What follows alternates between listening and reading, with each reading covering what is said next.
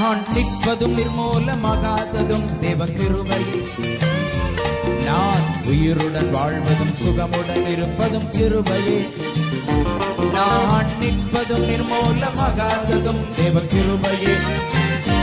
நான் உயிருடன் வாழ்வதும் சுகமுடன் இருப்பதும் கிருபையே.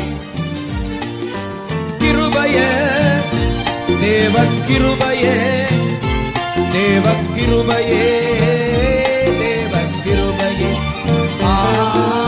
கிருபையே, தேவ கிருபையே, தேவ கிருபையே, தேவ கிருபையே. நான் நிற்பதும் நிர்மூலமாகாததும் தேவ கிருபையே. நான் உயிருடன் வாழ்வதும் சுகமுடன் இருப்பதும் கிருபையே.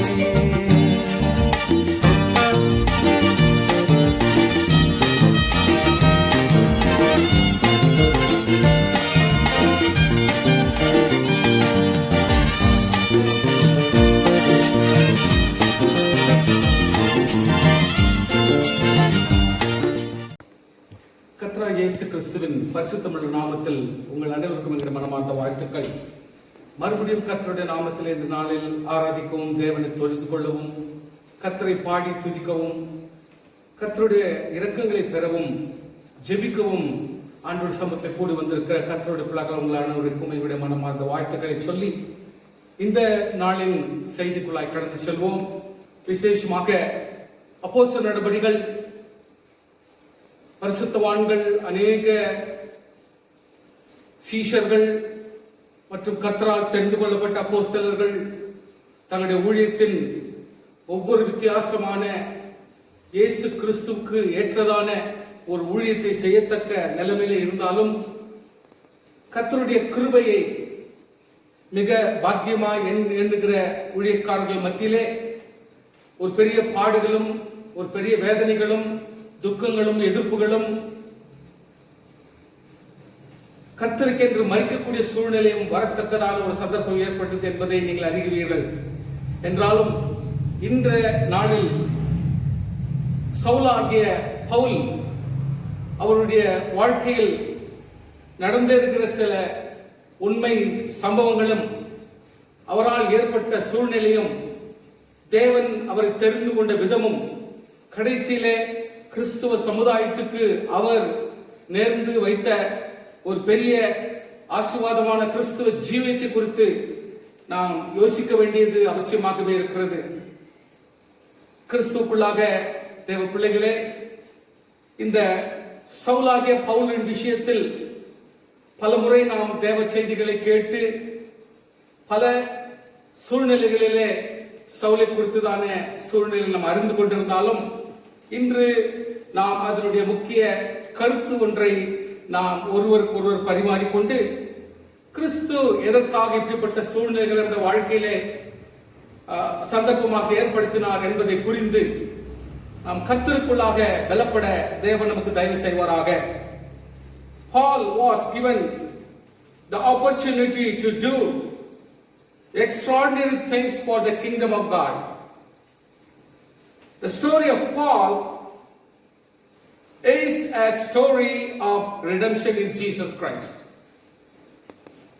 Paul's early life was marked by religious zeal, brutal violence, and the relentlessly persecution of early church. முக்கியமாகவே Pavul அப்போஸ்தலனுடைய அந்த வைராக்கியமும், வாலிபர் நான் இருந்த அவனுடைய வாழ்க்கையிலே, அவனுடைய சூழ்நிலைக்கு, அவனுடைய யோசனைக்கு பொதுவான கிறிஸ்தவனாக எப்படிப்பட்ட ஒரு கிறிஸ்துவுக்குள் வைராக்கியம் உள்ளவனாய் இருக்கத்தக்கவனாய் மாறினான் என்பதை அவனுடைய சிறிய பருவத்தில் நாம் காண்கிறோம். இதனுடைய ஒரு உள்கருத்தும் ஒரு பேக்ரவுண்டும் கொஞ்சம் கூட நாம் சிந்திக்க வேண்டியது அவசியமா இருக்கிறது. கவனிங்கள். Paul was Saul. He was born in Tarsus, which is in Turkey. He was of Benjaminite lineage and Hebrew ancestry. His parents were Pharisees. His father was a Jewish nationalist who adhered strictly to the law of Moses. கர்த்தருடைய பிள்ளைகளே, இவர்கள் Benjamin கோத்திரத்தை சேர்ந்தவர்களாய் இருந்து எபிரேய வம்ச வழியாய் வந்தவர்களும் பரிசேய குடும்பங்களாக அவருடைய தாய் தகப்பனார் இருந்தார்கள். அதே நேரத்திலே அவர்கள் ஜூனுடைய ஒரு வம்சத்திலே வந்தவர்களா என்னபடினாலே மோசேயினுடைய கொள்கைகளிலே, படிப்பினைகளிலே, போதனைகளிலே மிக தெளிவாக என்னுடைய குடும்பம் கீழ்ப்பட்டிருக்க வேண்டும் என்ற ஒரு கொள்கையோடு வாழ்ந்தவர்கள் தான் இந்த குடும்பம். Who sought to protect their children from contamination from the Gentile world.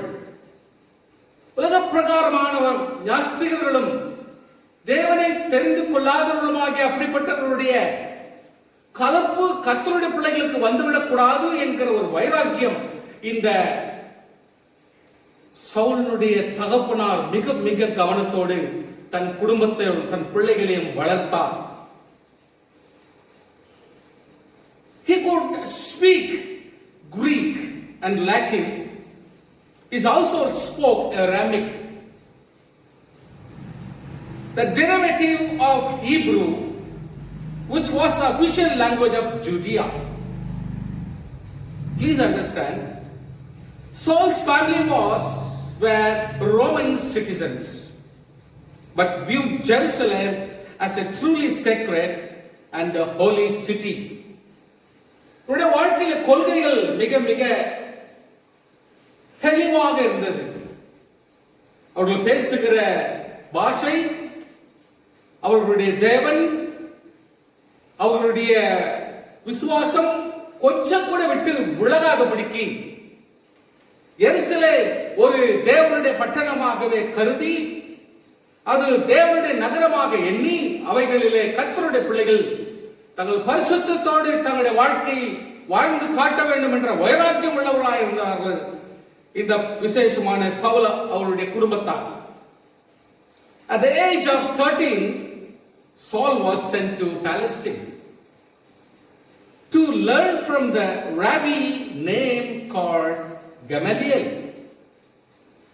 Palestine தேசத்தில் மிக பிரபலமான கமாலியேல் என்கிற ஒரு பெரிய பட்டதாரி இடத்திலே சவுலை அவருடைய 13ஆம் வயதில் கிறிஸ்தவ படிப்பினையும் போதனையும் கோட்பாடுகளும் கட்டளைகளையும் படிக்கும்படி தன்னுடைய தகப்பனார் இவரை படிக்கும்படி அனுப்பினார். Education would continue for 5 or 6 years as Saul learned such things as dissecting scripture.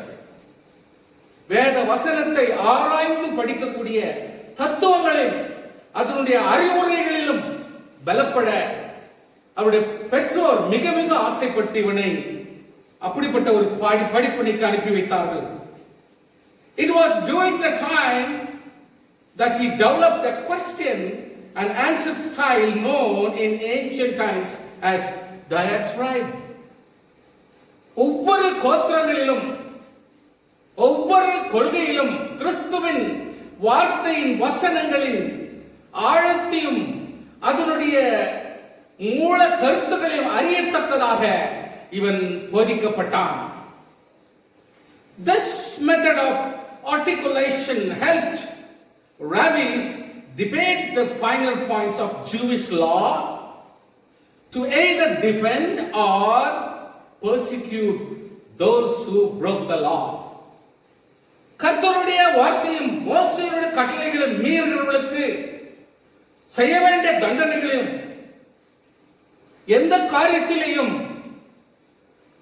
மீறி விடாதபடிக்கு தங்கள் கொள்கையிலே மிக மிக ஜாக்கிரதை உள்ளவர்களாக இருக்க வேண்டும் என்ற ஒரு கொள்கை உள்ளவனாகவே இவன் படித்த பாடம் இவனுக்கு ஒரு லாபமாகவும் ஒரு ஊன்றுதலாக மாறிவிட்டது. And then Saul went on to become a lawyer. ஒரு லாயர் என்று சொன்ன உடனே நிச்சயமாகவே அவன் வாதாடக்கூடியவனாகவும் நியாயத்தை எடுத்து பேசுகிறவனாகவும் நியாயத்துக்கு விடை கிடைக்கிற வரைக்கும் வெறுமையாய் திரும்பாதவனாய் இருக்கத்தக்கவனாக ஆதி காலத்தில் நம்பப்பட்டது. அதைத்தான் இந்த சவுலும் செய்தான். கர்த்தருடைய பிள்ளைகளே, and all signs, இவன் செய்கிற செயலும் இவன் எடுக்கிற முயற்சிகளும் பார்த்தால் to his becoming a member of the Sanhedrin. அந்த காலத்தில் சுப்ரீம் கோர்ட் என்று சொல்லக்கூடிய ரோம அரசாங்கத்தினுடைய முதன்மை ஸ்தானத்தில் இருக்கக்கூடிய தகுதி வாய்ந்த படித்த மேதாவிகளை போல இருக்கத்தக்க 71 நபர்கள் தெரிந்து கொள்ளப்பட்டவர்களாய் இருந்தாலும் அவர்களுக்கு மிக மிக ஒரு நெருக்கமான ஒரு நபராக இவன் மாறத்தக்கவனாய் இருந்து விட்டான். The Jewish Supreme Court of 71 men who ruled over Jewish life and religion. Saul was jealous for his faith, and this faith did not allow for compromise. அவனுக்கு கிறிஸ்துவின் மேலே ஒரு விசுவாசம் இருந்தது. கிறிஸ்தவம் என்பது உலகத்திலே ஒரு சிரேஷ்டம் என்று நினைத்தான்.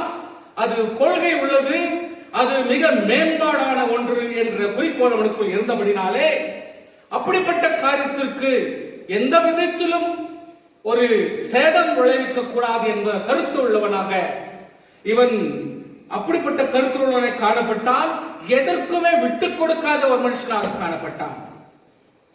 Because of his extremism, Saul might have been present at the trial of Stephen. ஸ்தேவானுடைய மரணத்துக்கும் இவன் ஏன் அப்படிப்பட்ட விடாப்பிடியான மனுஷனும் நியாயமுள்ள மனுஷனாய் காணப்பட்டான் என்று சொன்னால் கிறிஸ்தவம் என்பதை அறிந்தான், கிறிஸ்துவை அறியாதிருந்தான். He was present for his stoning of death, and he held the garments of those who did the stoning. அப்போஸ்தலர் 7 அதிகாரம் 58 வசனம் முதல் அப்போஸ்தலர் 5 அதிகாரத்திலும் 27 முதல் 42 வரையில வாசிக்கிறோம். Acts chapter 7:58 and Acts 5th chapter 27 to 42. ಅಪೊಸ್ತಲರ ಕೃತ್ಯಗಳು 7ನೇ ಅಧ್ಯಾಯ 58ನೇ ವಚನದಲ್ಲಿಯೂ ಮತ್ತು ಅಪೊಸ್ತಲರ ಕೃತ್ಯಗಳು 5ನೇ ಅಧ್ಯಾಯದ 27ರಿಂದ 42ನೇ ವಚನವರೆಗೂ ಈ ಒಂದು ಸಂಭವವನ್ನು ಓದುತ್ತೇವೆ. At this time, please come along with me. Peter delivered his defense of the gospel and of Jesus in front of the Sanhedrin, which the Saul heard. பேதுரு இயேசுவை குறித்தும் கிறிஸ்துவனுடைய சுவிசேஷத்தை குறித்தும் செனேடருக்கு முன்பாக தெளிவாக வாசிக்கும் பொழுது, சபை கூடுதலில் பேசும் பொழுது, சவுலும் கூட அந்த செனேடரனோடு கூட உட்கார்ந்தவனாக இருந்தான். பேதுருடைய பேச்சுவார்த்தைகளையும் கேட்டுக் கொண்டிருந்தான்.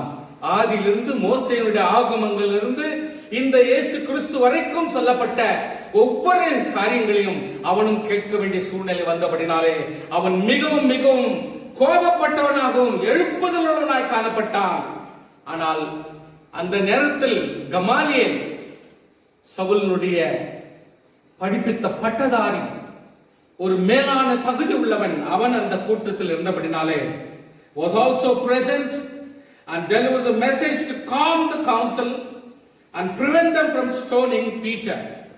அந்த நாளில் பேதுரு கல்லெறியப்படாதபடிக்கு காப்பாற்றப்படும்படி கமாலியேல் உதவி செய்தான் என்பதையும் சவுல் தன் மனதிலே கொண்டான். From that moment on, Saul became even more determined to eradicate Christians as he watched the Sanhedrin flog Peter and the others. கர்த்தருடைய பிள்ளைகளே, பேதுருவும் இரத்த சாட்சியாய் ஜீவிக்கிற ஒவ்வொரு அப்போஸ்தலர்கள் மேலும் ஏற்பட்ட குற்றச்சாட்டுக்கு இந்த கமாலியேல் ஒரு நியாயம் பேசி அந்த நாளில் எந்த ஒரு அசம்பாவிதம் நடக்காதபடிக்கு தடை செய்தபடினால் சவுலுக்கு ஒரு பெரிய உள்ளத்திலே எரிச்சலை மூட்டியது. Saul became more reckless in his pursuit of Christians as he believed he was doing it in the name of God. கர்த்தருடைய பிள்ளைகளே, சற்று இந்த வருடத்தில் யோசிக்க வேண்டிய சில சூழ்நிலைகளும், ஏன் இந்த ஒரு வேத வசனத்தை நான் உங்களோடு பேசிக் கொண்டிருக்கிறேன் என்பதையும் நீங்கள் அறிந்து கொள்ளும்படி கர்த்தருடைய பிள்ளைகள் சற்று நிதானிக்கும்படி நான் கேட்டுக்கொள்கிறேன். As a religious terrorist, especially when the believers that is doing the will of the Lord by killing innocent people, this is exactly what Saul of Tarsus was. கர்த்தருடைய பிள்ளைகளே, கிறிஸ்தவம் என்கிற ஒரு கொள்கையோடு கூட அதை காப்பாற்ற வேண்டும், அது ஒரு புனிதமான ஒரு ஜனக்கூட்டம் அல்லது ஒரு சத்தியம் என்று அறிந்திருந்த சவுலுக்கு இயேசு கிறிஸ்துவை அறிய முடியாமல் போனதே. அப்படி என்றால் நான் என்ன சொல்லுவேன், ஒரு உலக பிரகாரமான ஒரு மனுஷனாய் மட்டுமே ஒரு பட்டதாரியாகவும் ஒரு நல்ல அந்தஸ்துள்ளவனும் நல்ல ஒரு குடும்பத்தை சார்ந்தவனும் நல்ல நேர்மையான ஒரு தகுதியுள்ள மனுஷனாய் இவன் இருந்தானே ஒழிய, தேவனால் தெரிந்து கொள்ளப்பட்டவனாகவும் கர்த்தரால் அங்கீகரிக்கப்பட்டவனும் ஆவியில் நிறைந்தவனும் கிறிஸ்துவை ஏற்றுக்கொள்ளாதவனுமாகவே காணப்பட்டான். ஆவியின் அனுபவமே இல்லாத ஒரு மனுஷனாக காணப்பட்டான். விசுவாசியே, இன்று நான் உங்களோடு பேசட்டும். கர்த்தரை அறிந்தவர்கள் நான் அறிந்தேன் என்று சொல்லுகிற நம்முடைய வாழ்க்கையிலே ஏன் போராட்டம், ஏன் விரோதம், ஏன் சண்டை, ஏன் ஒருவருக்கு ஒருவர் பார்க்கடிப்பு, ஏன் வேதனை, ஏன் துக்கம், ஏன் கொலை, ஏன் மோசடி? கர்த்தருடைய பிள்ளையே, சவுல் ஒரு கிறிஸ்தவன் தான், தேவ ஊழியர்களும் கிறிஸ்தவர்கள் தான். என்றாலும் ஏன் அவர்களுக்கு விரோதமான செயல், ஏன் அவர்களுக்கு விரோதமாக இப்படிப்பட்ட ஒரு கோட்பாடு, ஏன் அப்படிப்பட்ட ஒரு வைராக்கியம்? கிறிஸ்துவை குறித்தும் மோசேயின் ஆகமங்களை குறித்தும் பரிசுத்தவான்களை குறித்தும் பேதுரு அவர்களுக்கு சொல்லிக் கொடுக்கும் பொழுது சவுலுக்கு ஏன் கோபம் வர வேண்டும்? கர்த்தருடைய பிள்ளையே, அவர்களுக்கு வேறு கிறிஸ்தவமா, இவர்களுக்கு வேறு கிறிஸ்தவமா, இவர்களுக்கு வேறு கொள்கையா, அவர்களுக்கு வேறு கொள்கையா? கர்த்தருடைய பிள்ளைகளே, நான் ஒரு முறை கூட ஞாபகப்படுத்துகிறேன். ஒரே குடும்பத்தில் கர்த்தரை நோக்கி ஜெபிக்கிற குடும்பத்திலேயே இவருக்கு விரோதமாய் அவர்கள் கிரியை செய்தால் அவருடைய கருத்து என்ன? அவர்களுக்கு விரோதமாய் நாம் ஏன் போராட வேண்டும்? அவர்கள் தேவனை நோக்கி ஜெபிப்பார்களே, கர்த்தாவே எங்களை ஆசீர்வதியும், எங்களை மீட்டெடும், எங்களை பலப்படுத்தும் என்று ஜெபிப்பார்கள் அல்லவா? அப்போ அவர்களின் ஜெபத்தை கேட்கிற தேவன் உன் ஜெபத்தை கேட்க வேண்டும் அல்லவா? அப்படியானால் ஏன் ஒரே குடும்பத்தில் முறுமுறுப்பு, ஒரே விசுவாசிகள் மத்தியில் ஏன் முறுமுறுப்பு, சபைகளில் இருக்கிற விசுவாசிகள் இடத்துல ஏன் பிரிவினை, ஏன் மனதார வித்தியாசங்கள் வர வேண்டும்? கர்த்தர் அவர்களையும் ரட்சித்தாரே, தன்னையும் ரட்சித்தாரே, நம்மையும் நேசிக்கிறாரே, அவர்களையும் நேசிக்கிறாரே. அப்படியானால் நாம் சற்று நிதானிக்க வேண்டும். அவர்களின் தேவன் நம்மையும் ஆசீர்வதித்தபடினாலே ஒரே ஜனங்கள் ஏன் போராட வேண்டும்? ஏன் வெட்டி மடிய வேண்டும்? ஏன் பொறாமை, ஏன் வித்தியாசங்கள், ஏன் கொள்கை வேறுபாடு, ஏன் ஒரே குடும்பத்தில் இப்படிப்பட்ட ஒரு வித்தியாசங்கள் இருக்க வேண்டும்? ஒரே சமுதாயத்தில் ஏன் இப்படிப்பட்ட வித்தியாசங்கள், ஏன் கிறிஸ்தவர்கள் மத்தியிலே ஏன் இப்படிப்பட்ட ஒரு காரியங்கள் இருக்க வேண்டும்? கர்த்தருடைய பிள்ளைகளே, சற்று நாம் நிதானிக்க வேண்டும். பவுல் அப்போஸ்தலன் சவுலாக இருந்த பொழுது அவன் நிச்சயமாகவே ஆவிக்குரிய மனுஷர் என்று ஒருவரையும் மதிக்கவில்லை. ஆவியின் அனுக்கிரகத்தை அறியாதபடினாலே இவருடைய வாழ்க்கையில ஏற்படுகிற இப்படிப்பட்ட இக்கட்டுக்கு யார் உத்தரவாதம்? அவர்களுடைய வாழ்க்கையில யார் உத்தரவாதம்? இன்று ஸ்தேபன் and எத்தனையோ சீஷர்கள் கர்த்தரை நோக்கி கலங்கி தவித்து ஜெபிக்கிறார்கள் என்று சொன்னால் அவர்களுக்கு தேவன் பதில் கொடுக்காமல் இருப்பாரா? அவர்களுடைய பதிலுக்கு தேவன் செயல்படாமல் இருப்பாரா? கர்த்தருடைய பிள்ளைகள் சற்று யோசிக்க வேண்டும். எல்லாரையும் ரட்சித்த தேவன் அவர்களுடைய இரக்கம் காட்டாது இருப்பாரா? கர்த்தருடைய பிள்ளைகளே, ஏன் நாம் தன் சொந்த சரீரத்தை கடித்து பட்சிக்க வேண்டும்?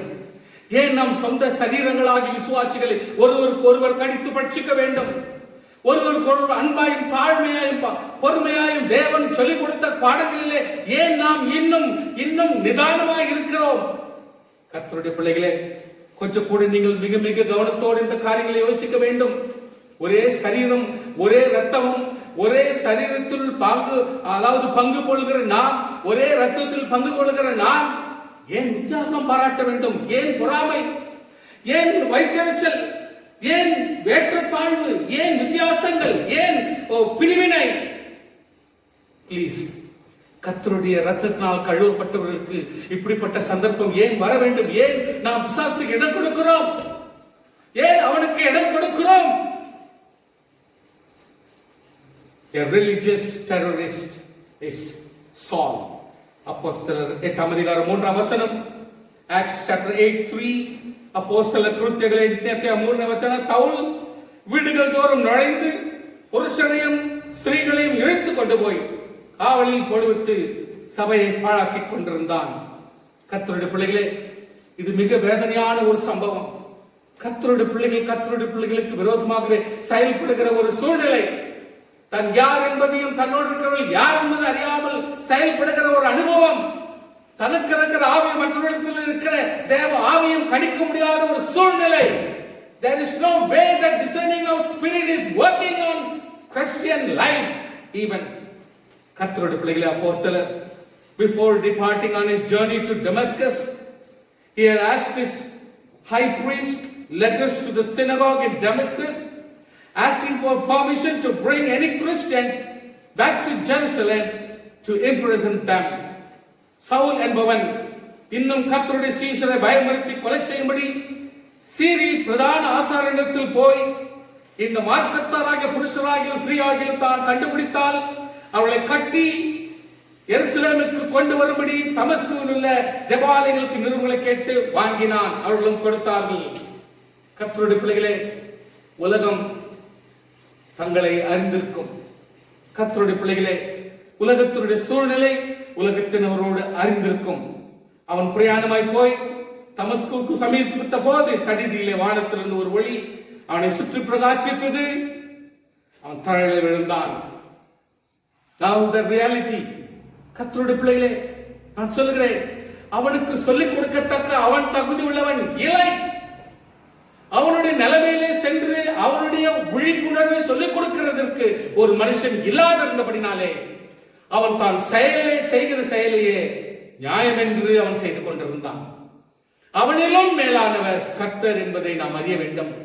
உலகத்தில் உள்ளான எல்லா மனுஷர்களும் பெரியவர் நம்முடைய தேவன் என்று கர்த்தருடைய பிள்ளைகளே, ஸ்தேவானை கொலை செய்த பொழுது, சாட்சியா இருந்த பொழுதே நாம் தெளிவாக அறிகிறோம்.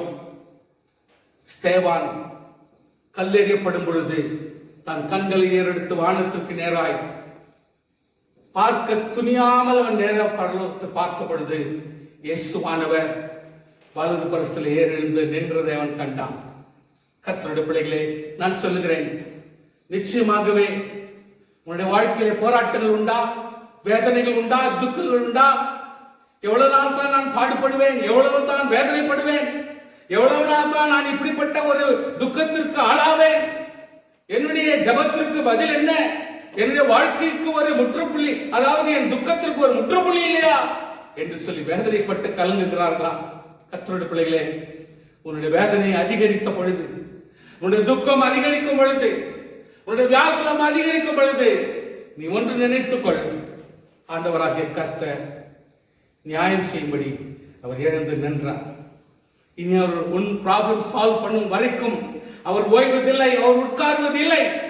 உன் வாழ்க்கையில் எப்பேற்பட்ட சந்தர்ப்பத்தில் காணப்படுகிறாயோ, அல்லது உன் வாழ்க்கையில் எப்படிப்பட்ட துக்கத்தோடு வேதனையோடு ஒரு தீர்வு இல்லை என்று அவதிப்படுகிறாயோ, உன் பிரச்சனை தீர்க்கும்படிக்கு ஆண்டவராகிய கர்த்தர் எழுந்து நின்றிருக்கிறார். அவர் உன் ப்ராப்ளம் சால்வ் பண்ணும் வரைக்கும் அவர் ஓய மாட்டார், உட்கார மாட்டார். ஞாபகப்படுத்திக் கொள்ளுங்கள், இப்பொழுது ஆண்டவர் செயல்படுகிற நேரம் வந்துவிட்டது. உன்னுடைய உக்கிரம் பெருகின பொழுது, உன்னுடைய வேதனை பழுகிற பொழுது நினைத்துக்கொள், ஆண்டவராகிய கர்த்தருடைய ஆசீர்வாதம் நெருங்கிவிட்டது, ஆண்டவருடைய இரக்கம் நெருங்கிவிட்டது, ஆண்டவருடைய ஆசீர்வதிக்கிற நேரம் நெருங்கிவிட்டது என்பதை நீ மறந்து கொள், மனதிலே கொள். கர்த்தருடைய கிருபையினாலே உங்களை தைரியப்படுத்துகிறேன். ஆண்டவராகிய கர்த்தர் போதுமானவர், அவர் பெரியவர், அவர் நியாயம் செய்கிறவர், நமக்கு இரக்கம் காட்டுகிறவர். ஆனபடினாலே அவன் பிரயாணமாய் போய் தமஸ்குவுக்கு சமீபித்த போது சரீரிலே வானத்திலிருந்து ஒரு ஒளி அவனை சுற்றி பிரகாசித்தது. கர்த்தருடைய பிள்ளையே, தேவனாகிய கர்த்தர் எப்படிப்பட்டவர்களை எந்த ரீதியிலே சந்திக்க வேண்டும் என்று அவர் அறிவார். ஏனென்றால் அவர் உள்ளந்திரியங்களை ஆராய்கிறவர். ஆனபடினால் அறிந்தார். அந்த நேரத்திலே அவனால் இதை சகித்துக் கொள்ள முடியவில்லை. இப்படிப்பட்ட ஒளியும் இப்படிப்பட்ட ஒரு சம்பவத்தையும் அவனால் பார்த்திராத ஒரு சூழ்நிலையினாலே அவன் தெளிவாக பேசுகிறான். ஆண்டவர் சொல்கிறார், சவுலே சவுலே, நீ ஏன் துன்பப்படுத்துகிறாய் என்று தன்னுடனே சொல்லுகிற ஒரு சத்தத்தை கேட்டான். ஒரு சத்தத்தை கேட்டான். சவுலே சவுலே, தேவன் உன் பெயரை அறிவார், தேவன் உன் பெயரை அறிவார். அவர் சொல்லுகிறார், சவுலே, எப்பொழுது 2 முறை அவர் உன் பெயரை கூப்பிட்டாரோ, there is an importance in calling twice the name. கர்த்தராகிய தேவன் 2 முறை ஒரு பெயரை கூப்பிட்டால் அதற்கு ஒரு முக்கியத்துவம் உண்டு என்பதை நாம் நினைக்க வேண்டும். ஆண்டவர் தெளிவாக சொல்லுகிறார், ஒரு ஊழியக்காரனை அடித்தாய், நீ ஜனங்களை துன்பப்படுத்தினாய், அல்லது விசுவாசிகளை கொலை செய்தாய், அல்லது அப்போஸ்தலர்களை நாசம் பண்ணினாய் என்று ஆண்டவர் சொல்லவில்லை. நீ ஏன் என்னை துன்பப்படுத்துகிறாய் என்று சொன்னார். அவரை துன்பப்படுத்துவதற்கு சமமாய் கர்த்தர் பேச ஆரம்பித்து விட்டார். அதற்கு அவன் சொன்னான், ஆண்டவரே நீர் யார் என்றான். நீர் யார்? He wants to know who is that eternal things, who is that eternal God, who is that eternal thing that is happening in my life right now. அதற்கு கர்த்தர், நீ துன்பப்படுத்துகிற இயேசு நானே. ஹல்லேலூயா. முள்ளில் உதைக்கிறது உனக்கு கடினமா? கர்த்தருடைய பிள்ளையே, ஹல்லேலூயா. இன்னொருவனை உதைக்கும் பொழுதும் இன்னொருவனை அடிக்கும் பொழுதும் தன் உள்ளத்திலே காயம் ஏற்படாமல் போகலாம். ஆனால் தன் சரீரம் முள்ளோடு உதைத்தால் அது தனக்கு காயம் என்பதை நாம் அறிய வேண்டும். ஆண்டவர் சொல்லுகிறார், முள் என்பது உனக்கு காயப்படுத்தும் ஒரு ஆயுதமாகவே இருக்கிறது. நீ எங்கே உதைத்துக் கொண்டிருக்கிறாய் தெரியுமா? முள்ளை உதைத்துக் கொண்டிருக்கிறாய். ஹல்லேலூயா. முள்ளாக விளங்குகிற ஒவ்வொரு பரிசுத்தவானும் நான் ஏற்படுத்தின ஆயுதங்களாகவே கர்த்தர் வைத்திருக்கிறார், ஆசீர்வாதங்களாகவே கர்த்தர் வைத்திருக்கிறார். ஆனபடியால் கர்த்தருடைய பிள்ளையே, டெஃபினெட்லி ஆண்டவர் அந்த இடத்துல சொன்ன உடனே அவன் தன்னை முற்றிலுமாய் தாழ்த்தி ஆண்டவர் சொல்லுகிற வார்த்தைக்கு கீழ்ப்படியும்படி தன்னை ஒப்பு கொடுக்கிறான். This is the exact moment that Saul declined from whatever the things that he had an ambition in his life. தன் வாழ்க்கையில எந்த குறிக்கோளாக கொண்டு அவன் எருசலேம் முதல் தமஸ்கு வரைக்கும் என்று அவன் கொள்கை வைத்தானோ, அந்த காரியம் சகலமும் முற்றுப்பட்டு ஒரு முடிவு பெற்று அந்த இடத்திலே அவன் கீழே விழுந்தான். அப்பொழுது அவன் கண்களில் இருந்து ஹல்லேலூயா ஹல்லேலூயா அவன் 3 நாள் பார்வை இல்லாதவனாய் பசி குடியாமலும் இருந்தான். 3 days he has not drink nowhere, he never eat anything. கர்த்தருடைய பிள்ளைகள், அவனுடைய வாழ்க்கையிலே ஒரு ஆர்வம் இருந்தது மெய்தான், அவன் வாழ்க்கையிலே ஒரு நேர்மை இருந்தது உண்மைதான். ஆனால் கிறிஸ்துவை அறியாது இருந்த ஒரு சூழ்நிலை அவன் வாழ்க்கையில் இருந்து கர்த்தர் சந்தித்த ஒரு சமயத்தில் அவனுடைய வாழ்க்கை முற்றிலுமாய் மாற்றப்பட்டு 3 நாள் அவன் சிந்திக்க ஆரம்பிக்கிறான். யார் இவர்? எப்பேற்பட்டவர்? இந்த கர்த்தர் யார்? இந்த இயேசு கிறிஸ்து எப்பேற்பட்டவர்? அவர் உலகத்திற்கு யார், தனக்கு யார் என்பதை அவன் அறிய வேண்டிய சூழ்நிலை வந்தது. ஆண்டவராகிய கர்த்தர் அந்த ஊழியங்களிலே யாரிடத்திலும் ஒரு நபராக காண்பித்துக் கொள்ளாத ஒரு சாதாரணமான ஊழியன் தான் அனனியா. ஆண்டவர் அனனியா பார்த்து தெளிவாக சொல்லுகிறார், நீ எழுந்து போய் சவுலை சந்தித்து அவனுக்காக நீ ஜெபிக்க வேண்டும் என்று சொல்லும் பொழுது அனனியா பதறி போனார். அனனியா ஊழியக்கார் பதறி போனார். ஆண்டவரே, இப்படிப்பட்ட நபருக்காக நாங்கள் எருசலேமிலே அதிகமாய் துன்பப்பட்டவர்களும் அவன் தமஸ்கு வரைக்கும் ஒரு அதிகாரத்தை பெற்ற வேண்டும் என்று அறிந்திருக்கிறோமே. இப்படி இருக்கும் பொழுது நான் எப்படி அவனை சந்திப்பேன் என்று சொன்னார். ஆண்டவர் தெளிவாக சொன்னார், God is not the God of confusion. ஆண்டவர் எதை செய்தாலும் எதை சொன்னாலும் அவர் ஒரு சந்தேகத்துக்கு இடத்தை உண்டாக்க மாட்டார். ஆண்டவர் சொல்லுகிறார், நான் ஆல்ரெடி சவுலோடு பேசியிருக்கிறேன், நான் ஆல்ரெடி சவுலோடு பேசியிருக்கிறேன். அனனியா என்பவர் ஒரு ஊழியக்காரர் வருவார், அவர் உனக்காக ஜெபிப்பார். ஜெபித்த உடனே அவன் உனக்கு என்ன செய்ய வேண்டும், என்ன செய்ய வேண்டும் என்பதை அவன் உனக்கு சொல்லுவான் என்று ஆல்ரெடி நான் சொல்லியிருக்கிறேன் என்று சொன்னார். இந்த செய்திகளோடு கூட அனனியா சென்று அவனுக்கு ஜெபிக்கும் பொழுது அவன் பார்வை பெற்றவனாய், கண்களிலிருந்து சிதறல்கள் போன்ற பொருட்கள் கீழே விழுந்து அவன் பார்வையுள்ளவனாய் மாறினான். கர்த்தருடைய பிள்ளைகளே, என் ஆண்டவர் சமூகத்திலே தைரியமாக பேசக்கூடிய இந்த காரியங்கள் ஆண்டவர் சமூகத்தில் நாம் பலப்படுவது அவசியம். கர்த்தருடைய பிள்ளைகள் எல்லாருமே ஒருவருக்கு ஒருவர் ஆயத்தப்பட்டு, ஒருவருக்கு ஒருவர் பலப்பட்டு, ஒருவருக்கு ஒருவர் சமாதானமாயும் நிம்மதியாயும் ஆறுதலாயும் வாழக்கூடிய காலங்களில் இருந்து கர்த்தர் தயவு செய்து அவன் இந்த அனனியா மூலமாக சகல ஏற்பாடுகளும் சகல கீழ்ப்படிதலும் சகல ஆண்டவருடைய சித்தத்தை அறிந்தவனாக அந்த இடம் விட்டு அவன் ஜெபிக்கவும் உபவாசம் எடுக்கவும் கர்த்தருடைய சித்தத்துக்கு கீழ்ப்படியவும் ஒவ்வொரு சீஷர்களோடும் பழகவும் தேவ ஊழியத்தை செய்யவும் அந்த நிமிஷம் முதல் ஆயத்தப்பட்டான். கர்த்தருடைய பிள்ளைகளே, தேவ ஊழியத்தை இவ்வளவு வெகு சீக்கிரமாக தன் வாழ்க்கையில கீழ்ப்படிந்த ஒரு மனுஷன் என்றால் அவன் சவுலாகிய பவுல் மட்டுமே. கர்த்தருடைய பிள்ளைகளே, ஸ்தோத்திரம். தாமதமின்றி கிறிஸ்து தேவனுடைய குமாரன் என்று ஆலயங்களிலே பிரசங்கித்தான். கேட்டவர்கள் எல்லாரும் ஆச்சரியப்பட்டு எருசலேமில் இந்த நாமத்தை தொழுது கொள்வதை நாசமாக்கி இங்கேயும் அப்படிப்பட்டவர்களை கட்டி பிரதான ஆசிரியத்துக்கு கொண்டு வரும்படி வந்தவன் இவன் அல்லவா என்றார்கள். கர்த்தருடைய பிள்ளைகளே, miraculous transformation. கர்த்தருடைய பிள்ளைகளே, I would call it as a miracle transformation. கர்த்தருடைய தயவினாலே பால் அப்போஸ்தலர் 13ஆம் அதிகாரம் 9ஆம் வசனத்திலே சொல்லப்படுகிறது. Acts 13 chapter 9 verse. அப்போஸ்தலர் கிருத்திಯಗಳು 13ನೇ ಅಧ್ಯಾಯ 9ನೇ ವಚನದಲ್ಲಿ ಹೋಗ್ತೇವೆ. பவுல் என்று சொல்லப்பட்ட சவுல். சோ அவன் பவுல் என்று சொல்லப்பட்ட சவுல் என்று அழைக்கப்பட்டான். கர்த்தருடைய பிள்ளைகளே, எவ்வளவு ஒரு நுணுக்கமான ஒரு செய்தி. தேவனால் தெரிந்து கொள்ள கர்த்தருடைய பிள்ளைகள் எப்பேற்பட்ட ஒரு சூழ்நிலை காணப்படுகிறார் என்பதை நீங்கள் கொஞ்சம் பாருங்கள். Paul spent time in Arabia, Damascus, Jerusalem and Syria and his native Sicilia and church in Antioch. இவ்வளவு இடங்களிலும் அதிகமான நேரத்தை செலவழித்து உபவாசத்திலும் கர்த்தருடைய செயல்களை கற்றுக்கொள்கிறவனாக அவன் காணப்பட்டான். அந்த அவனுடைய வாழ்க்கையிலே அவன் எவ்வளவு பேருக்கு ஆறுதல் சொல்லும்படியான எபிசல்ஸ் எழுதியிருக்கிறான் என்றால், பாலின் எபிசல்ஸ் என்று அழைக்கப்பட்ட primary source in theology is Romans, 1 Corinthians, 2 Corinthians, Galatians, Philippians, 1 Thessalonians, 2 Thessalonians, Philemon, Ephesians, Colossians, 1 Timothy, 2 Timothy and Titus. Paul apostle spent his life proclaiming the risen Christ Jesus throughout the Roman world. ஒரு இடம் விடாமல் அவனுடைய பாடுகளையும் அவனுடைய செயல்களையும் அந்த நேரம் வரைக்கும் அவன் அதற்கு மேற்பட்டு ஒரு சின்ன ஒரு விஷயம் கூட தனக்கு என்று யோசிக்கவே அவன் சந்தர்ப்பத்தை கொடுக்கவில்லை. கர்த்தருக்கென்று வாழ்வதே ஒரு குறிக்கோளாக மாற்றினான். கர்த்தருடைய பிள்ளைகளே, ஒரு எப்படிப்பட்ட ஒரு திருப்பம் பாருங்கள், எப்படிப்பட்ட ஒரு மாற்றம் என்று பாருங்கள், எப்படிப்பட்ட ஒரு திருப்பத்தை தேவன் கொண்டு வந்தார் என்று பாருங்கள். எப்பேற்பட்ட ஆட்களையும் தேவன் மாற்ற முடியும்.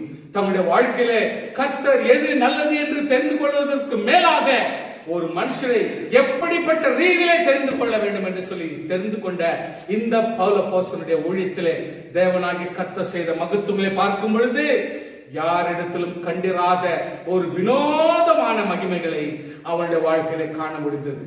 எந்த ஊழியக்காரத்திலும் பார்க்க முடியாத சரி தத்துவமான காரியங்களையும் மனசாட்சிக்கு விரோதமான செயல் ஒன்றும் இல்லாதபடி வாழ முடிந்தது என்றால் அது அப்போஸ்தலனாகிய பவுல் ஒருவர் மட்டுமே காணப்படுகிறது.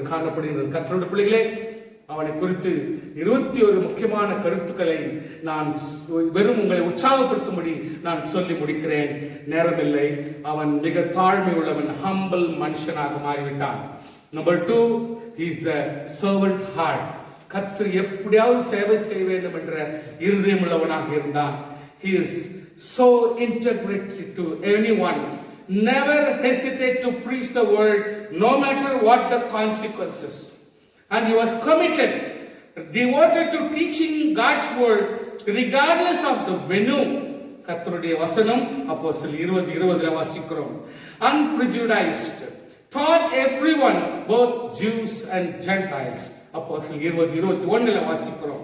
He was so compassionate, had a heart to bring lost people to Christ. Acts 20:21 வாசிக்கிறோம். He was spirit filled, not led his own thoughts and plans. அவன் சொந்த இஷ்டத்தில், சொந்த வார்த்தை, சொந்த காரியங்களில் அவர் எந்த இடத்திலுமே பேசவில்லை. அப்போஸ்தலர் 20:22 வாசிக்கிறோம். He was fearless, எதற்கும் பயப்படாமல் தேவ செய்தி சொல்லுகிற ஒரு மனுஷன். Total trust in God. அப்போஸ்தலர் 20:22 வாசிக்கிறோம். Hallelujah. அடுத்து he was spirit filled, அதாவது ஆவியில் நிறைந்தே செயல்பட்டான். He listened to the internal prompting of the Holy Spirit. கர்த்தருடைய பிள்ளைகளே, கட்டுகளுக்கும் உபத்திரவங்களும் எனக்கு வைத்திருந்தது என்று பரிசுத்த ஆவியானவர் பட்டந்தோறும் தெரிவித்ததை மாத்திரம் அறிந்திருக்கிறேன். எப்படிப்பட்ட சூழ்நிலை இருந்தாலும் ஆவியிலே நிரம்பி அவன் செயல்பட்டான். He was faithful. He had a proper perspective on life and death, and he was persevered. அவன் ஒவ்வொரு நேரத்திலும் ஆண்டவருடைய விசுவாசத்திலே அவன் இப்படிதான் என்று சொல்லி கணித்து அவன் தேவனுடைய சேவை செய்தான். He was visionary. He could leave this earthly earth knowing he had done all he could do. What? With no regrets. அவன் கொஞ்சம் கூட மனஸ்தாபம் இல்லாமல் ஆண்டவருக்காக எதை செய்ய வேண்டுமே அதை தரிசனங்களோடு செய்து முடித்தான். அப்போஸ்தலர் 20:26 வாசிக்கிறோம். He was passionate. He never hold anything back. People got 100% of the good news. அப்போஸ்தலர் 20:27 வாசிக்கிறோம். He was shepherd attitude. அவர் எப்படியாகிலும் ஜனங்களுக்கு உதவியாகவும் ஆறுதலாகவும் புத்தி சொல்லி ஒவ்வொரு குடும்பங்களை கட்டுகிறவனாக காணப்பட்டான். கர்த்தர் he cared for and invested into people. எதையானாலும் கர்த்தருக்கென்று ஜனங்கள் மத்தியிலே தன் ஜீவனை கழித்தான். He was a developer. எந்த இடத்திலும் யாரையும் முன்னேற்றுகிறவராக இவர் காணப்பட்டார். அப்போஸ்தலர் 20:28 வாசிக்கிறோம். He was realistic. எதையுமே தான் கண் எதிரிலே தெளிவாக செய்து முடிக்கிறவர். அதை விசுவாசித்து இன்னொரு முறை அப்பொழுது இப்பொழுது என்று சாதிக்காதபடி தான் எதையுமே நியாயமாய் செய்து. He understood the reality of spiritual warfare. Acts 20:30 வாசிக்கிறோம். He was a warrior. கர்த்தருடைய பிள்ளைகளே, they care about the church. He wanted them to be protected against the evil one. பொல்லாத இந்த உலகத்தினுடைய எல்லா விதமான பிசாசுடைய அந்தகாரத்தின் கிரியைகளுக்கு தப்பிக்கும்படி இவன் எல்லாருக்கும் போராடுகிற ஒரு போராட்டக்காரனாகவே அவன் தன் ஊழியத்தை செய்தான். He was not greedy or even interested in the world's riches. He worked. அவர் தன் சொந்த கையால் வேலை செய்தார், சம்பாதித்தார், தன் சொந்த உணவை சாப்பிட்டார், பலருக்கும் உதவியாக இருந்தார், யாருக்கும் பாரமாய் இருந்ததில்லை. கர்த்தருடைய பிள்ளையே, he was responsible. அவர் எதிலுமே பொறுப்புள்ளவராய் காணப்பட்டார். He was diligent. எதிலுமே நியாயத்தோடு obedient காணப்பட்டார். He was not lazy at all. அவர் எந்த நேரத்திலும் சோர்வாகவும் அவர் சோம்பலாகவும் இருக்கவே இல்லை. அப்போஸ்தலர் 20:34 வாசிக்கிறோம். He was giving. எப்பொழுதுமே கொடுக்கிறவராக அவர் காணப்பட்டார். இன்னொருவரை கொடுக்க வைக்கிறவரும் அவர் கொடுக்கிறவராக காணப்பட்டார். Lastly, he was prayerful. He was always prayerful. கர்த்தருடைய பிள்ளைகளே, Acts 20:36. கர்த்தருடைய பிள்ளைகளே, பவுல் அப்போஸ்தலரை குறித்து பேசும் பொழுது அவனுடைய வேதனை, அவன் செய்த துக்கமான காரியங்கள் தான் நம் மனதிலே வரும். கர்த்தருடைய பிள்ளைகளே, actually he was given an opportunity to do the extraordinary things for the kingdom of God. அதை மனதிலே வைத்துக் கொள்ளுங்கள். And definitely is the story of redemption of Jesus Christ. ஆண்டவராகிய இயேசு கிறிஸ்துவுக்கு பின் எப்படிப்பட்ட ஒரு விமோசனம், ஒரு மீட்பு, ஆவிக்குரிய மீட்பு வேண்டும் என்று சொல்லி ஆண்டவர் ஏற்படுத்தினார் என்று சொன்னார். அது பவுல் அப்போஸ்தலனாகிய மூலமாக மட்டும் தான். கர்த்தர் தாமே இப்படிப்பட்ட அவனுடைய zealous, அவனுடைய zeal, அவனுடைய violence எல்லாமே ஆண்டவர் ஆவிக்குரிய செயலாக கர்த்தர் மாற்றி போட்டார். கர்த்தருடைய பிள்ளைகளே, நம்முடைய வாழ்க்கையில் நம்ம கற்றுக்கொள்ளுகிற ஒரு முக்கியமான பாடம் என்ன? தேவனாகிய கர்த்தர் நம் எல்லாரையுமே தெரிந்து கொண்டது உண்மைதான். அதே நேரத்தில் அவர் தெரிந்து கொண்ட பாத்திரங்களாய் நாம் வாழும் பொழுது எந்த விதத்திலும் உணர்ச்சி வசப்படாதபடிக்கு, எந்த விதத்திலும் தன் மனதிலே நியமித்ததை மட்டும்தான் சரி என்று நீங்கள் சொல்லாதபடிக்கு வேத வசனத்திலே நீங்கள் ஆராய்ந்து படித்து அதனுடைய நியாயத்தை பொதுவாய் அறிந்து எல்லாரையும் நேசித்து, எல்லாரையும் பாவித்து, எல்லாருக்கும் தருணத்தை கொடுத்து, எல்லாரையும் மதித்து, எல்லாருக்கும் ஒரு நல்ல ஒரு சந்தர்ப்பங்களை கொடுத்து, அவரவர்கள் சுக ஆசீர்வாதத்தோடு தேவனுக்குள்ளாக மனமகிழ்ச்சியாய் வாழ வாய்ப்புகளை கொடுத்து, அவர்களையும் மகிழச் செய்து நாமும் மகிழ்ந்து வாழ்வதுதான் வாழ்க்கை. நாம் ஒருவரே நம் எண்ணங்களோடு, நாம் யோசனைகளோடு நாம் நினைத்தான் சரி என்று வாழ்வது நியாயம் அல்ல. கர்த்தர் அதற்காக தெரிந்து கொள்ளவில்லை. கர்த்தர் தெளிவாக சொல்கிறார், தேவன் நம்முடைய ஆசீர்வாதங்களுக்காகவே தன்னுடைய எல்லாவித நன்மைகளை கொடுக்கும்படிக்கே தன் ஜீவனை சிலுவையிலே கொடுத்து விட்டார். அப்படியானால் நம்முடைய வாழ்க்கையில எஞ்சின சில நாட்கள் வாழ்கிற வாழ்க்கை ஆசீர்வாதமாய் இருப்பதாக, சந்தோஷமாய் இருப்பதாக, மனமகிழ்ச்சியாய் வாழும்படி நாம் எந்த சந்தர்ப்பத்தையும் நாம் மாற்றிக்கொள்வோம். கர்த்தர் நிச்சயம் நிச்சயம் இந்த ஒரு செய்தி நம்முடைய வாழ்க்கையில ஒரு பெரிய ஒரு தவறுதலாகவும் ஒரு துக்கமான செய்தியை எடுத்துக்கொள்ளாதபடி இப்படிப்பட்ட ஒரு மாற்றத்துக்கு காரணமாய் தேவன் மாற்றி வாழ்க்கையிலே அநேக சபைகளுக்கும், அநேக ஜனங்களுக்கும், அநேக குழுக்களுக்கும் ஒரு பெரிய ஆசீர்வாதமாக மாற்றத்தக்க ஒரு மனுஷனாய் மாற்றினார் என்று சொன்னால் அது பவுல் அப்போஸ்தலன் ஒருவர் மட்டுமே. கர்த்தருடைய பிள்ளைகள் அநேக காரியங்களை நாம் கற்றுக்கொள்கிறோம். கர்த்தர் நிச்சயம் நிச்சயம் நாம் தினம் தினம் கற்றுக்கொள்வர்களாய் பலப்படுவோம். நம்முடைய வாழ்க்கை தரமுள்ளதாய் மாறட்டும். தேவன் நம்மை போலவே ஒவ்வொரு ஊழியக்காரரையும், ஒவ்வொரு நபரையும், ஒவ்வொரு குடும்பஸ்தரையும், மனைவியும், கணவனையும், பிள்ளைகளையும், ஒவ்வொரு சொந்தக்காரர்களையும், ஒவ்வொரு சிநேகிதனையும் நம்மை போலவே படைத்தார். அவர்களும் தேவனுடைய உரிமையை பெற்று ஆசீர்வாதத்தோடு வாழ வேண்டும் என்ற அந்த ஒரு நல்ல எண்ணம் நமக்குள் இருக்கட்டும். கர்த்தர் நம் ஒவ்வொருவரையும் அனுசரித்து நாம் வாழ்வோம். கர்த்தருடைய கிருபை, தேவனுடைய இரக்கம், தேவனுடைய தயவு நம் அனைவரோடு கூட இருப்பதாக. நாம் ஜெபம் செய்யலாமா? கிருபை இரக்கம் நிறைந்த தேவாதி தேவனே, உம்முடைய மனமகிழ்ச்சியின் இரக்கமுள்ள இந்த தேவ செய்திக்காக ஸ்தோத்திரம். அப்போஸ்தலனுடைய வாழ்க்கை, சவுலுடைய வாழ்க்கை என்று எடுத்துக்கொள்ளும் பொழுது அவன் செய்த துக்கமான செய்திகளை மட்டுமே நம்முடைய வாழ்க்கையில் உள்ளங்களில் பதிந்து போனது கர்த்தாவே. ஆனால் தேவனாகிய கர்த்தர் எல்லாருடைய வாழ்க்கையும் கணக்கில் வைத்திருக்கிறீர். நீர் கருத்திலே கொண்டவர். நிச்சயமாகவே வாழ்க்கையிலே பிரகாசிக்க பண்ணி ஒரு மாற்றத்தை கொண்டு வருகிற கர்த்தர் என்பதை நாங்கள் அறிகிறோம். ஆனப்படினாலே கிறிஸ்தவம் ஒருபோதும் தன்னைத்தானே பழித்துக் கொள்ளாது, தன்னை தானே அதில் வெறுத்துக் கொள்ளாது. கர்த்தருக்கென்று வாழும், கர்த்தரை மிகைப்படுத்தும், கர்த்தரை உயர்த்தும், கர்த்தரிலே வாழ்ந்து காட்டும்.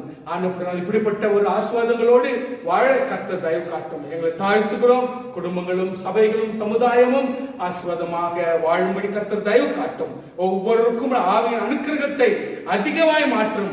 ஆவியின் அனுக்கிரகம், அபிஷேகம் எவ்வளவு அத்தியாவசியம், வேத வசனம் எவ்வளவு அத்தியாவசியம் என்பதை நீர் உணர்த்தி கொடும். தாழ்த்துகிறோம். எங்கள் ஆண்டவராகிய இயேசு கிறிஸ்து நாமத்தில் ஜெபிக்கிறோம் எங்கள் தூய பிதாவே, ஆமென். என் ஆத்துமாவே கர்த்தரை ஸ்தோத்திரி, என் முழுமே பரிசுத்த நாமத்தை ஸ்தோத்திரி. என் ஆத்துமாவே கர்த்தரை ஸ்தோத்திரி, கர்த்தர் செய்த சகல உபகாரங்களை மறவாதே. ஆமென். நம்முடைய கர்த்தராகிய இயேசு கிறிஸ்துவினுடைய கிருபையும், பிதாவாகிய தெய்வத்தினுடைய அன்பும், பரிசுத்த ஆவியாருடைய அந்யோன்ய ஐக்கியமும் இன்றும் என்றும் நம் அனைவருடன் நிலைத்திருப்பாராக. ஆமென், ஆமென். கர்த்தர் நம் அனைவரும் ஆசீர்வதிப்பார்.